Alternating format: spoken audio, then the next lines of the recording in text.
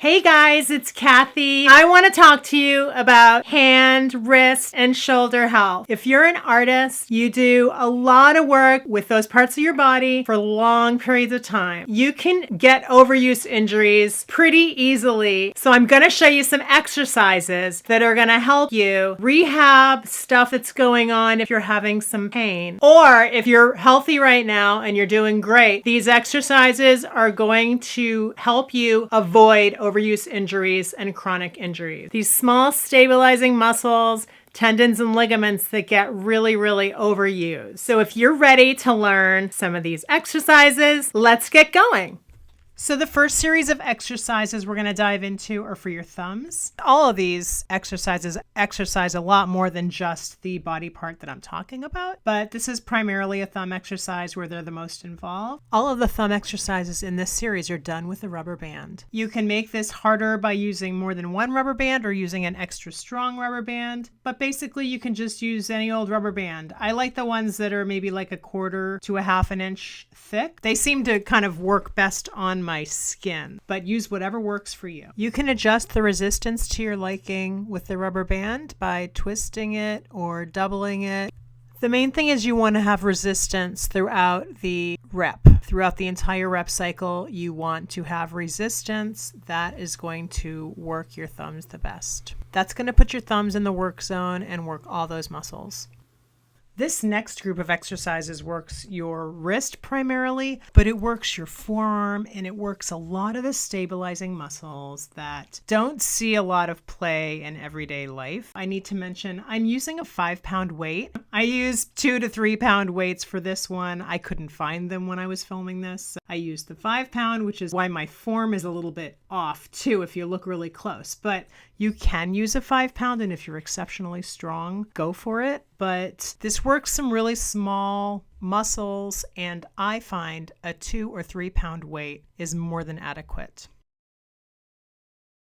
For the upside down wrist lift, on the down rep, you really want to let your fingers support the weight and then use the strength of your fingertips to help bring it back up. Throughout all of these, form is really everything, which is one of the reasons why you really don't need a lot of weight. Next up is shoulder exercises. And we're starting off with one of my all-time favorites, the towel twist. You need to find a pole. Get yourself a nice textured kitchen towel, and then you wrap it around the pole. Really concentrate on the entire movement. Keep your elbow in and tight by your side, and your arm is at a 90-degree angle to get the most out of the exercise. This is the kind of exercise that you can just do a few, or you can do a lot, and you're going to get a really good workout. You really can work this one to your current fitness level and to your goals. And I will say, in my experience with exercise in general, this is one of the best endurance exercises for wrists and hands that I've ever done.